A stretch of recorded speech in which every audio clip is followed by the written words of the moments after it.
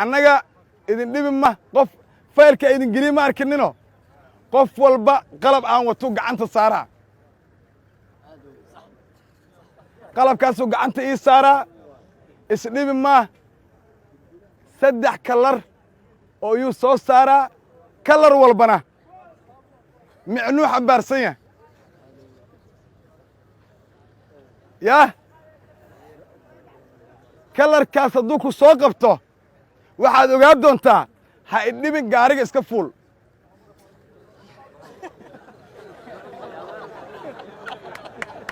qof aan dhiba maa jirta qof walba wuu ku soo qabanaa wakhti ha isgelin kalarka ugu koowaad ma taqaanaa waa buluug haddii uu ku soo saaro oo kalarka adiga gacantaada a ku aragta indhahaaga ha isdhibin dawladda u shaqaysaa iga dhuuma iska tag anna ku fiiri maa saa ku kashifi maa soo maahan laakiin jaalla hadduu soo saarana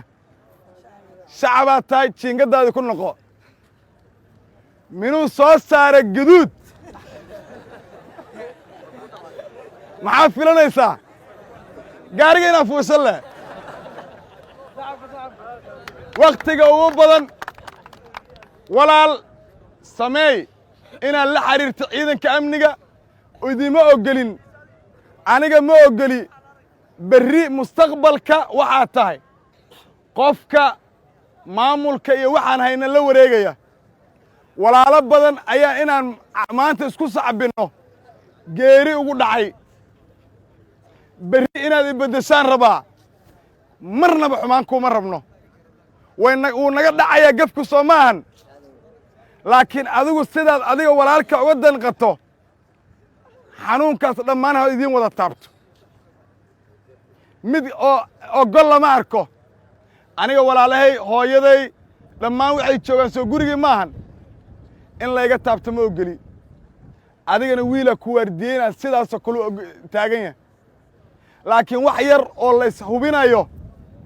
ee lays leeyahay wakhtigaas ha la raadiyo qofkaas sidii loo hubi lahaa marnaba ha xanaaqin waxa iga xanaaqdamaba samaynba micno la'aana meel iskaga fadhidaa laakiin haddaan kugu soo kordhiyo wacyi yaroo jira oo aniga aan ku idhi walaal aan isbadbaadsanno intaasaa kugu filan ma ogaa kartid adigu hadda xaafaddaan soo dhex maray nin walba muxuu leeyahay xaggaana nagu war xaafadda dhallinyarada idin dhibaysa meel ay ngaga timid lama arko adinka la idin dhex nool yihiin meeshaanay fafadhiyaan ma taqaanaa wuxuu badbaadayo waa wiil yar mana dili kari sudhibiiba baangadda yartaa carruurnimo u geysay walaal haddaad dhashayna kuleej iga geey ilaa dhibaatada ay haysato uma jeediine hooyana markaa ka qabata xay ku leedahay alla maxaa masaajid u soo dirsaday daawaan u soo dira hooyo ma ogtaa horta hore laakiin anigu waa qaadan lahay xanuunkaasoo adugu waa dhegaysata anigu waa dhegaysa waaye hooyo waan ogahay aaday inoo jeceshaa ee gaarigan video haddii lagaa duubo si egshina u qarxee laakiin adigu ma sugaysid waxaa is leedahay